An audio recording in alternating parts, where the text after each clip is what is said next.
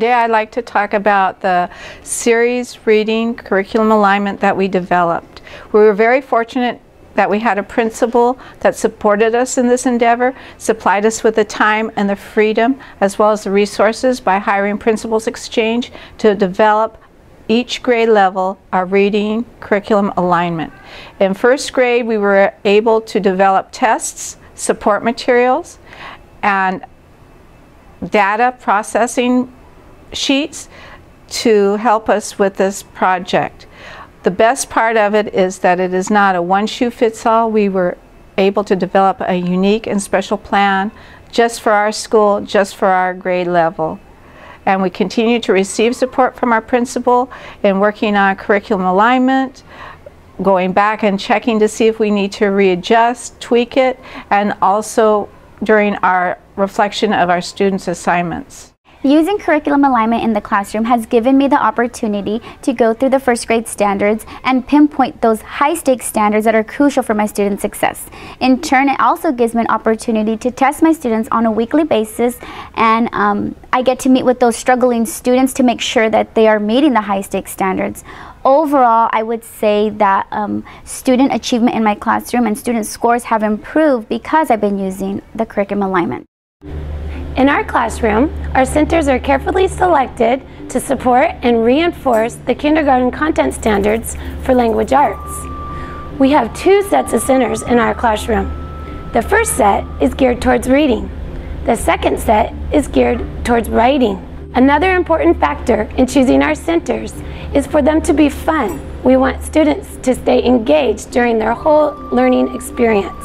Another important reason for our centers is for teachers to get to go back and spend some time in a small group to make sure students meet each key standard. Well, this is a fun, fast, and furious strategy. We use it to help students master the high-stakes standards. During the first step, teacher teaches the lesson for about 15 minutes. After that, students work on their own on one of the questions related to a passage. Then we have a thumbs up, thumbs sideways, depending on how confident a student feels about his or her answer. After this, they pair up with another student. Together they discuss their answers. So after this process, students form a quad, a group of 4, and again, heads together. They go over their answers. They discuss their train of thought. Right after that, they do corners, which helps me see which response most of the students selected. And at this point, teacher selects students at random to ask them the answer. They don't just have to give the answer, but they also have to explain the strategies that they used, the clues that helped them figure out the response. The whole purpose of this is to keep the affective filter low. It's a key factor in their learning. My center time, I call it team time because I like for the children to feel like they're a team and they're working together. And I usually have 5 or 6 kids, and I level them by their reading ability. So what I have them do is I have them read a page, and then they pick one of these activities, one of the skills. So they might choose to connect. So then on a post-it on that page, they write what their connection is. And they choose which one is most helpful to them on each page. But the rule is you have to use different ones. So we focus a lot of times on the high stakes standards that we have identified that we know that the children are having troubles with. Generally they are able to rotate through the centers with no problem. They have a chart which tells them what to do when, and so they just follow the chart. One of the first things we do on Monday morning is we have AR time. That's the first rotation of centers. They take their AR tests, which is a comprehension test of the book that they read. And if they didn't finish reading, then they read for the first 20 minutes. There's also RAS Kids, which is focused on reading comprehension as well. And they read at their own level, which is really nice.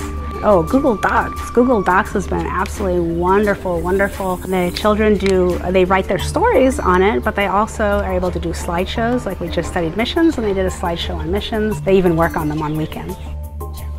Centers in a 5th grade classroom are very effective for reteaching skills and providing small group guided instruction. Some technology-based centers are iPods in which the students use educational applications to review skills such as word roots, idioms. Another technology-based center is Study Island. In Study Island, the students are assigned high-stakes standards that we've already covered in the classroom. They get test mode, they get game mode. So if they're on game mode and they get an answer correct, they get to play a little game. If they get it incorrect, then they read the lesson and try another question. So it's self-correcting, and that's something that we really like. Another technology-based center is reading the newspaper online, USA Today, in which the students read current events and summarize them. The centers allow me to spend time with a smaller group of students, either working on guided reading, in which we work on reading comprehension skills, or reviewing skills that the students have had troubles in. I find that the centers are very engaging for the students. They really enjoy being in centers. They're on task. I can easily look around the room and see if they're on task. And then I have work, not only that is self-correcting, but that's easy for me to go through and say, okay, well, let's work on this, let's work on that. So I really like centers. I think that it is beneficial in upper grades, in 5th grade.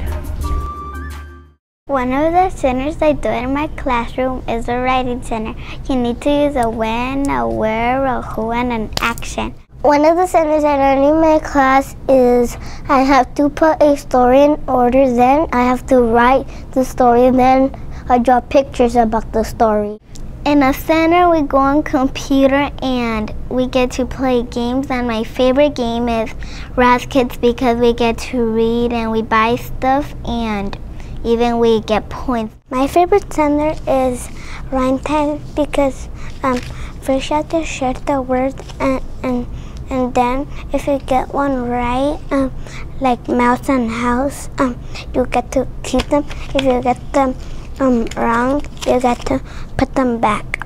One of our centers is we go to Miss Scott and then we read a book and then we have to do a project with it. So one time we did Henny Penny, we read it, and then we did a play for the kindergartners.